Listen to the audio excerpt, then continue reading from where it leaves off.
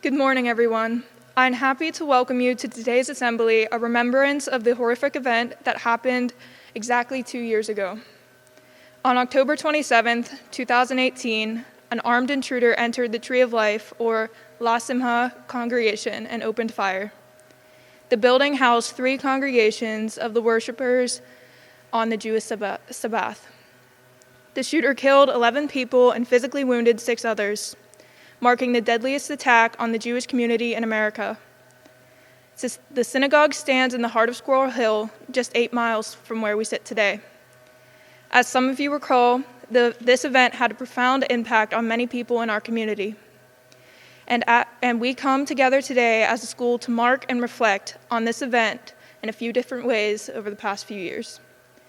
This year, I am proud to represent a group of students, many of whom you will see before you today, and others who have worked behind the scenes to put together today's assembly.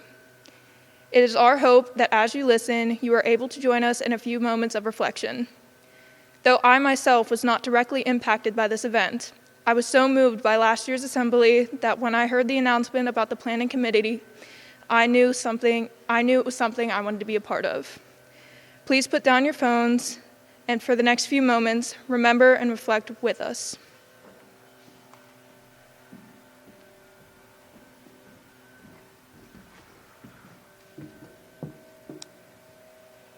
There is a verse in the book of Proverbs that reads, Eitz chaim hi lemachazikim ba, v'tomcheya meushar, deracheya darchei noam, v'chona tivotecha shalom.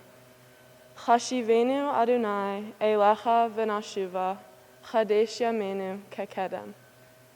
It is a tree of life for those who hold fast to it, and all of its supporters are happy. Its ways are ways of pleasantness, and all its paths are peace. Return us to you, Adonai, and we will return.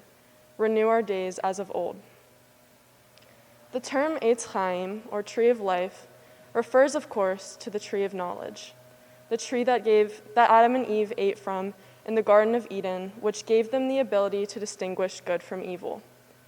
From that point forward, people would no longer live in a world of innocence, a kind of utopia, one might say. They would soon be exposed to the darkest and most evil parts of humanity. Since I was a child, I have sung this joyous and upbeat prayer alongside fellow congregants as the Torah is returned to the Ark. I continue to sing this beautiful prayer with the rest of my congregation, but it certainly hasn't felt the same since October 27th, 2018. Each time this prayer is sung, I cannot help but be reminded of the tragedy that took place in the Tree of Life congregation just 2 years ago. This prayer has taken on an entirely new meaning for me personally. The line that reads, "Its ways are ways of pleasantness, and all its paths are peace," seems rather superficial and naive to me. In reality, the lives of Jews are not always pleasant, and the paths of Jews, as the events of October 27th remind us, are certainly not always ones of peace. This prayer, though, is only a minuscule example of the ways in which the lives of American Jews have dramatically changed since that day. I remember returning to synagogue on the first high holiday after the tragedy. There was an overwhelming police presence at every door of my synagogue. While the security was, of course, for the safety of my congregation, it also served as a constant reminder of the events of October 27th. Prior to that fateful day, the doors to many synagogues remained unlocked, so as to welcome anyone who wished to attend a service or be a part of our community with open arms. But with the rise of anti-Semitic violence, Jews have been required to reconsider this trusting practice. There's a shared sense of genuine insecurity across the Jewish community that is all too familiar to Jews. It is simply terrifying. The Jewish response to this tragedy, however, is quite beautiful. We have learned from our tragic history that we cannot sit idly by in the face of anti-Semitism. Anti-Semites hate Jews simply because they are Jewish. They continue to attack us with the hope that we will be afraid to express our faith openly. The Jewish community, however, has responded in just the opposite manner. There is a renewed sense of Jewish identity, a renewed sense of commitment. The Jewish community of Pittsburgh is passionately indulging in all aspects of Jewish life.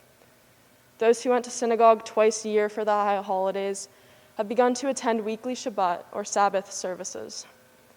Those who have never considered themselves authentically Jewish simply because they are less observant than others have begun to observe several Jewish traditions to ensure the survival of our faith in the generations to come. It is empowering to witness and even more emboldening to be a part of. While the lives of many Jews may not always be ones of pleasantness nor peace, history continues to repeat itself and reminds us that we, as Jews, will continue to cling to our religion in times of uncertainty and passionately express our Jewish identity in the face of animosity. Thank you.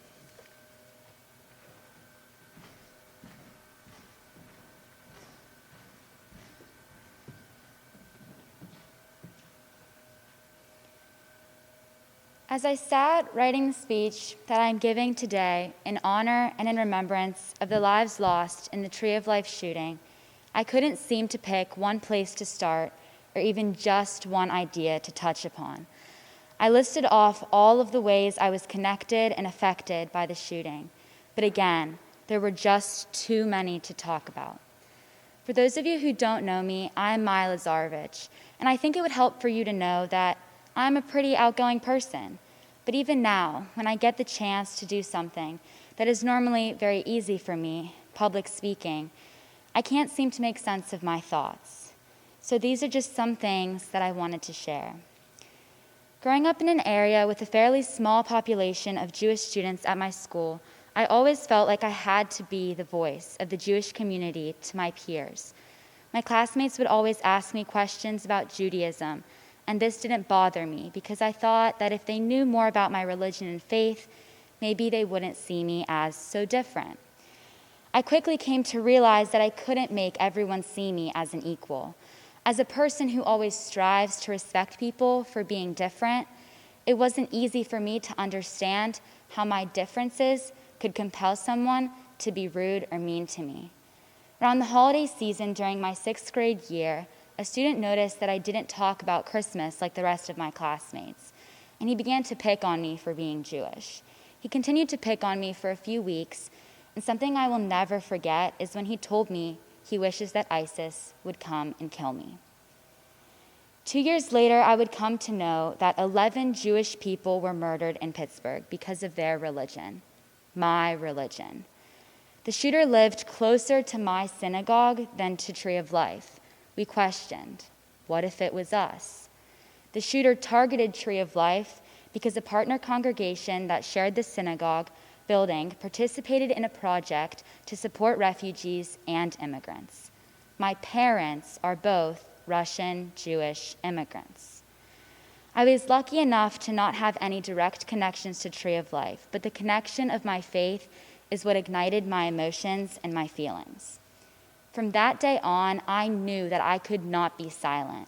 The Tree of Life shooting came to my community, and this meant that I wasn't doing my role in reminding myself and those around me to be stronger than hate and learn to understand other people's differences. After the Tree of Life shooting, I bought this necklace, which means stronger than hate in Hebrew, and I wear it every day as a sense of safety and a reminder to myself and others to reflect on our past. We cannot ignore this day, but rather we must learn to work to speak out, not just against anti-Semitism, but also about other forms of hate. If we continue to live with the mindset that the group that is being discriminated against has to stand up for themselves alone, we will not be able to avoid acts of hate occurring. It's easy for me to tell someone to not make a joke that I think is offensive, but that isn't the case for all of us. I hope that you can consider standing up for someone if you see them getting bullied or made fun of for their religion, race, ethnicity, etc. 6th grade me could have really used some support. But again, as the Jewish kid, I was expected to deal with the anti-Semitism myself. If we learn now how to speak out for what is right, then the world will be a much better place for the generations to follow. As teens, we have the voice to empower others to speak up and create change. I will never forget the events of October 27th, 2018. and I will continue to speak out and remind people that we must be stronger than hate.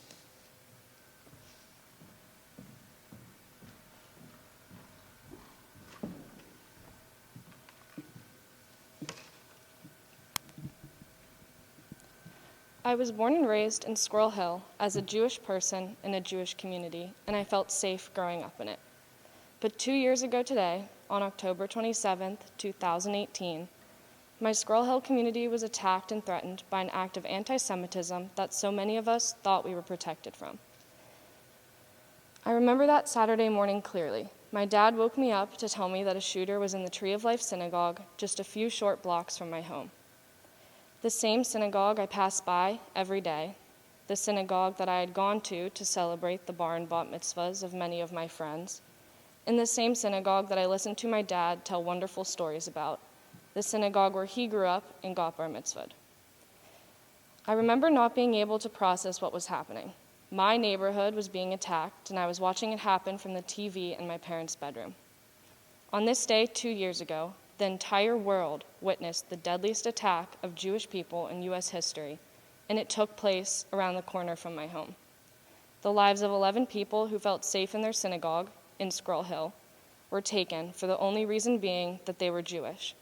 So how can I continue to feel safe in my neighborhood after witnessing this horrible act? The shooter took the lives of 11 people and changed Squirrel Hill forever. 2 years later, the Squirrel Hill community has still not recovered, and we probably never will. However, I am grateful and proud of my community as it continues to be strong while we heal together. As I reflect on the events that occurred 2 years ago today, my only hope is that the world will be better, that we all become more tolerant and understanding of others and celebrate everyone's differences throughout the world.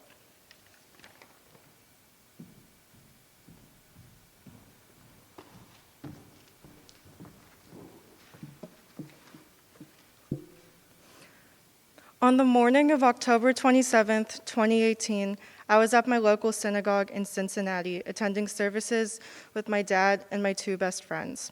Being at my temple, coincidentally called Etz Hayim, which translates to Tree of Life, always gives me a sense of belonging, which makes me feel truly thankful to be part of the Jewish community.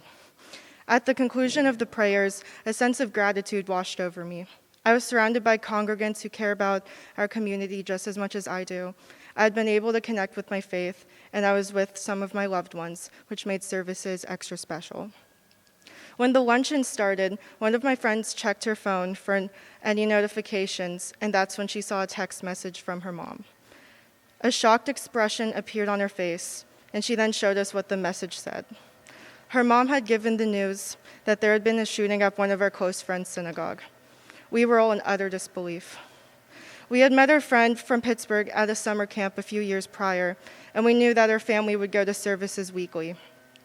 Thankfully, they hadn't gone that day, but we found out that 11 other people had been killed and 6 more were injured. At that moment, I was just absolutely stunned. These congregants were amidst a peaceful service, but were then brutally killed simply because of their religion. This was the turning point in which I realized anti-Semitism was still very prevalent in our country. I felt unsafe and scared. This massacre not only affected Pittsburgh, but every other Jewish community in the world. Our rights had been violated and our safety had been taken away. I wonder, what if this had been my synagogue? What if this happens to any other synagogue in the future? What if this happens again to another temple? Even if this didn't, acts of anti-Semitism are still committed out of pure hatred for our faith. Acts such as harassment, vandalism, and assault against Jews are increasing each year, which is endangering more and more lives. Even last year, on Yom Kippur, the Day of Atonement, there was a shooting at the Hal Temple in Germany. This, like all the other events, was tragic, especially since Yom Kippur is the holiest of the Jewish holidays. Jews face anti-Semitism all the time, and we don't even realize it. Even simple things, such as a comment about how a person doesn't fit the Jewish stereotype, which I've been told myself. What people think as silly little comments can actually be really harmful to one's mental health or be a trigger for other people to start anti-Semitic acts. What we can do as a community is stand up for a Jew, or anyone for that matter, that is being discriminated against, and it is important to raise awareness about this prevalent issue. Lastly, to honor the 11 victims that have sadly passed, I'd like to share some insight about the sanctity of life. While we celebrate life, we also mourn and remember not strangers, but people who we can call friends, family, and members of our congregation. Those are the people who could have sat in the seats next to us, who could have laughed with us, shared a meal, and could have been part of our stories. The sages teach us that the good die but live on in the examples they provided. Let us never take any day for granted, because in the blink of an eye, life's wheel of fortune can turn. When a righteous person departs from this world, they leave over their faith, fear, and love to all those who are bound to them. These people will be able to receive even more than they received from them while they lived their physical life together. They have left life for all the living. To those left behind in this world, this should be a great comfort, knowing that their loved ones continue to live. It's just that their soul has now changed its form to something higher than it was before. We may have lost the physical aspect of our loved ones, but the soul, its spiritual component, never ceases for a moment, and they are no longer constricted by the physical form. The Tree of Life itself signifies a multitude of ideas, such as it is a connection between heaven and earth, or it represents growth and stability in your life. The branches represent our whole community, connected to each other by one trunk, and the leaves represent us as individuals. The beauty of this tree is how diverse each individual's thoughts are about it, and that's what makes this so meaningful. Thank you.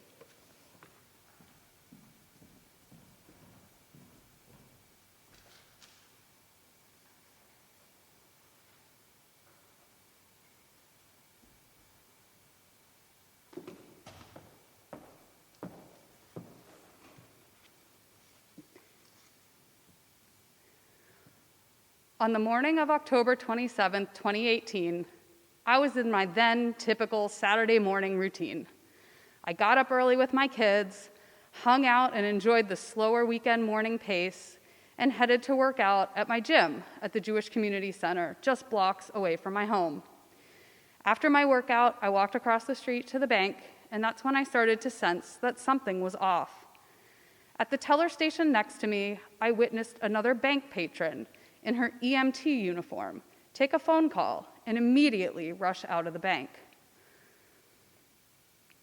I started to hear sirens, more sirens than I had ever heard before, and started to see emergency vehicles whizzing by, while faces of others on the street started to look ashen. It was that intense gut feeling when you know something is not right. It was when I got home, just moments later, that I started to learn what was going on.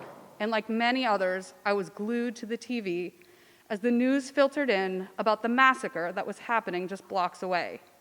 It felt completely surreal. It felt simply impossible that what was being shared could be true.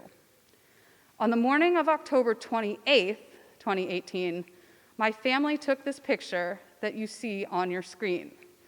Approximately 24 hours after the deadliest shooting against Jews in America happened within earshot of our home, this was us.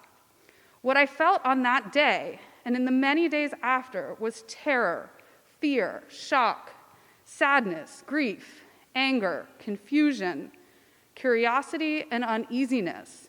It was hard to focus on the tasks at hand as my mind tried to make sense of the senseless. What you see in this picture is none of this. For most of us, this picture is how we show up each day here at school. We put ourselves together and smile. If we are lucky, when things get really tough, we confide in a trusted teacher or advisor behind a closed door or in a walk around the quad, or maybe we seek out a close friend.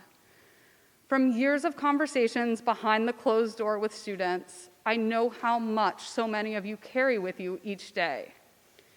And the truth is that while I felt all those negative emotions, I felt lucky to be with my family in a beautiful park outdoors, capturing my kids growing up and our family in that moment.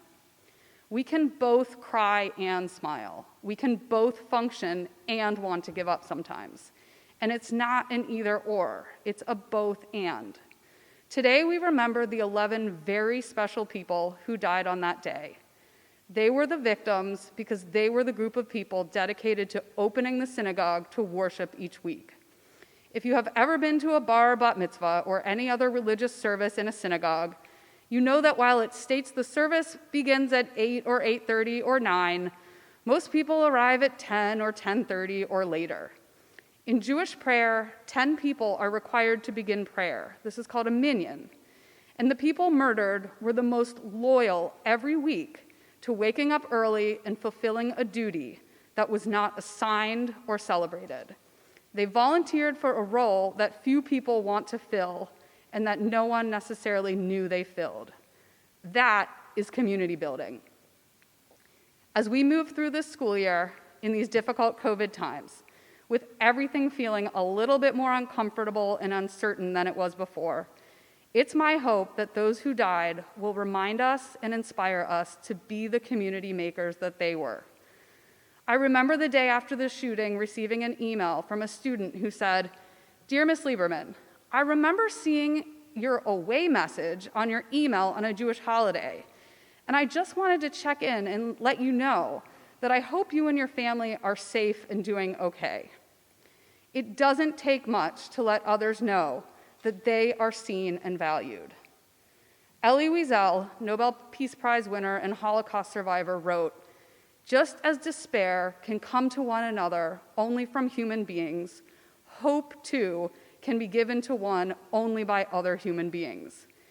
It is my hope that as we continue to reflect on this day and its meaning, that we will honor the legacy of those who lost their lives and their families, those first responders and other community members who experienced this loss personally, by being the kind of community members that they were. In just a few moments, we will light a candle, the Jewish custom to remember those who have died. It reminds us that among the darkness, there is light. We mourn the lives lost, yet we do so in a community of people who care about one another and making the world better. It is both and. Each of us has the ability to make others feel heard and seen, and in these upcoming weeks and months, we will need this more than ever. Please, let's take good care of each other and be the community makers that continue to inspire hope.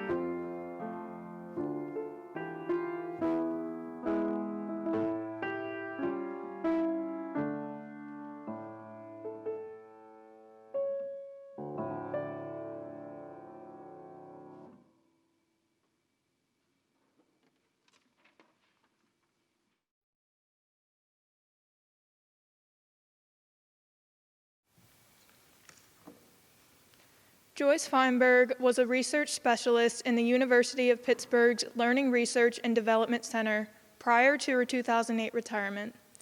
Predeceased by her husband, Stephen, she is survived by her sons, Anthony and Howard, and her grandchildren. May her memory be a blessing.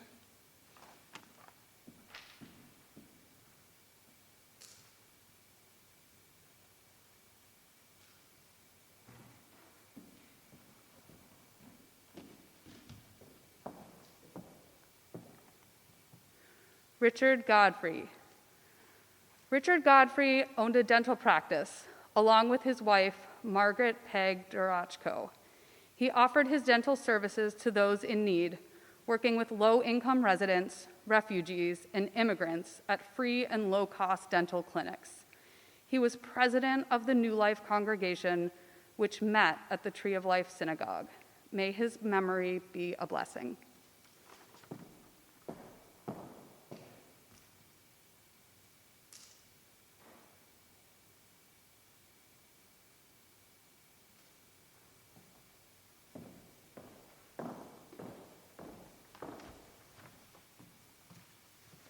Rose Mallinger. Rose Mallinger was a devoted member of the congregation at Tree of Life. Some news outlets initially reported erroneously that Mallinger was a Holocaust survivor, but she was a native of Squirrel Hill, though she was a young woman during the time of the Holocaust. She is survived by her daughter, Andrea Wedner, who was among those wounded in the attack at Tree of Life, and her son, Alan. May her memory be a blessing.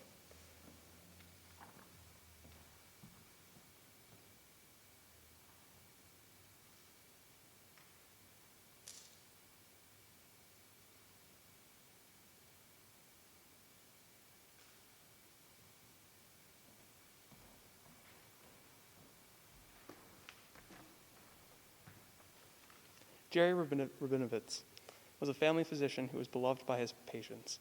One of his patients, Jan Grice, called him the sort of doctor who sent you on your way feeling better in all respects. Amid the chaos of the shooting, Rabinovitz was rushed to help other victims and is hailed as a hero. May his memory be a blessing.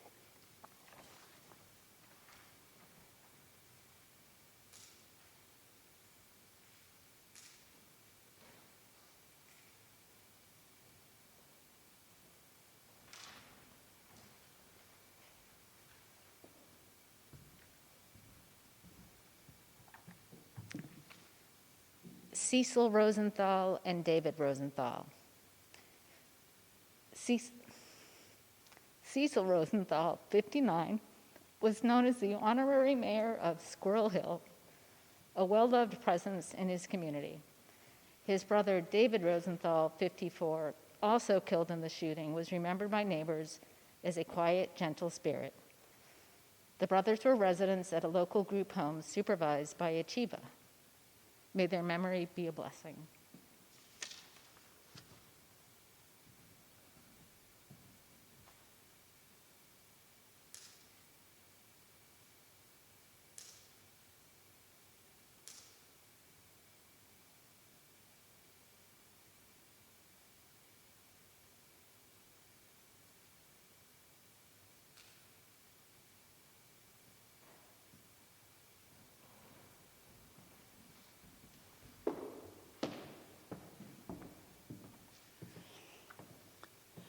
Bernice Simon, 84, was a former nurse who was known in her community for doing charitable work.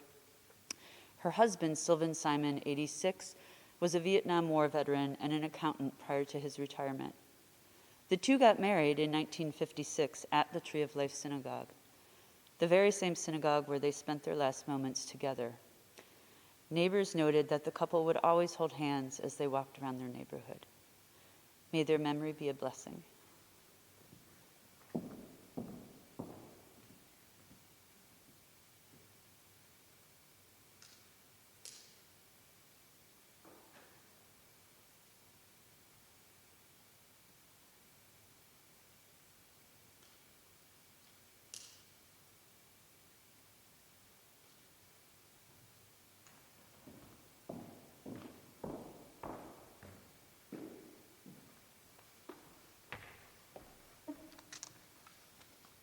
Daniel Stein, 71, was the leader of the New Light congregation. Fellow congregant Barton Thatcher said of Stein, "You call on him for a tough task, and he would do it without looking for any kind of pat on the back or plaque or anything." He had recently become a grandfather. May his memory be a blessing.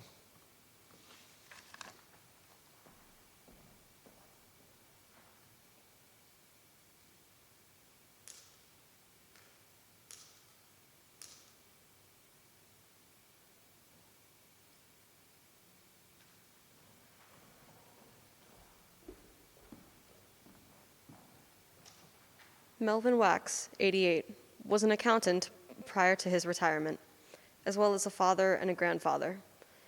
An active member of the Jewish Community Center, he was leading Shabbat services at the Tree of Life when the shooting began. May his memory be a blessing.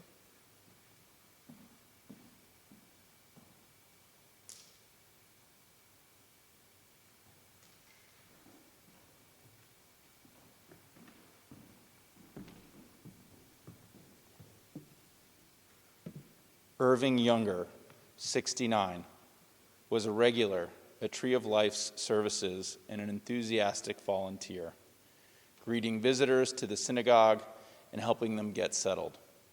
He ran a Pittsburgh real estate company and coached youth football and baseball. May his memory be a blessing.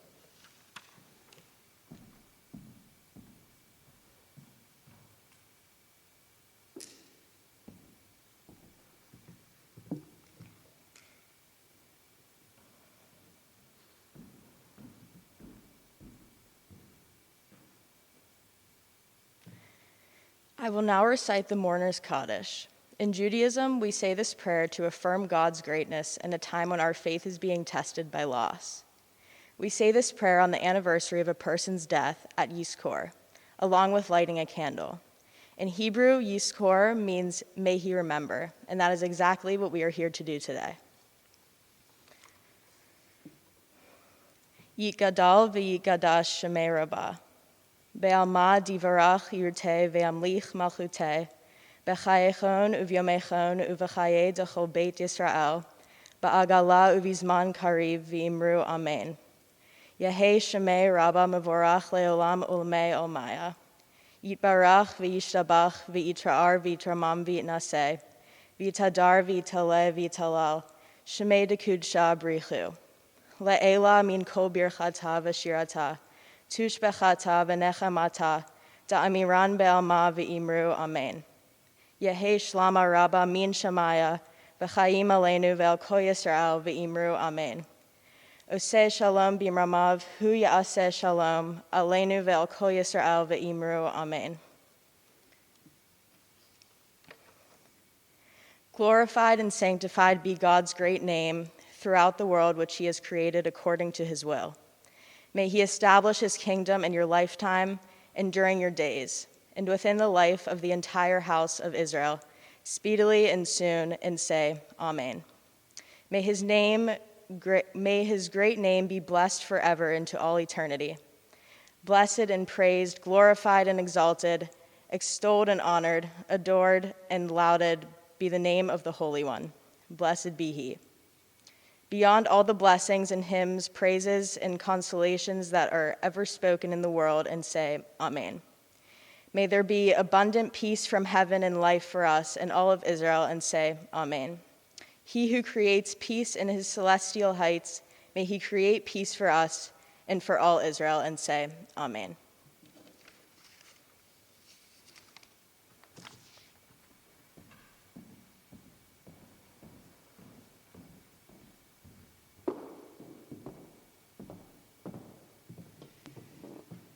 So as we bring our assembly to a close, I would like to thank everyone who participated in this program, Ms. Lieberman for putting this program together, and to take another moment to remember the importance of gathering as a community, to remember and recognize and honor all those who lost their lives.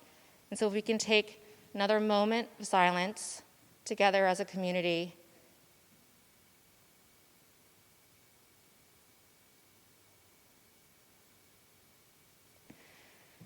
Thank you. I think this is also an opportunity for us to remember who we are as a community, and to remember that we are a community that does not tolerate hate, hateful language, hateful actions, hateful intentions. We are a community that celebrates difference, that we move beyond tolerance, that we welcome and invite different perspectives, different backgrounds, whether that's difference in race, religion, faith, gender, socioeconomic status, and political beliefs. And so again, I think today is certainly a sober and sombering moment and it also offers us an opportunity to remember who we are as a community and to think about ways in which we are a community that is inclusive. We see it in our mission statement, in the ways that we're expected to act and think and lead. We hear it in the diversity and equity and inclusion plan that Mr. Griffith and Ms. Great spoke to us about last week. And we hear it in the community norms that our student leaders put together this year. And so as a community, I invite you today to think about who we are and to remember what we say in our mission and in our community norms, and to think about ways in which you as individuals uphold this, welcoming, celebrating, and inviting difference every day. Have a good day. Happy Tuesday, Senior School. And we'll see you soon.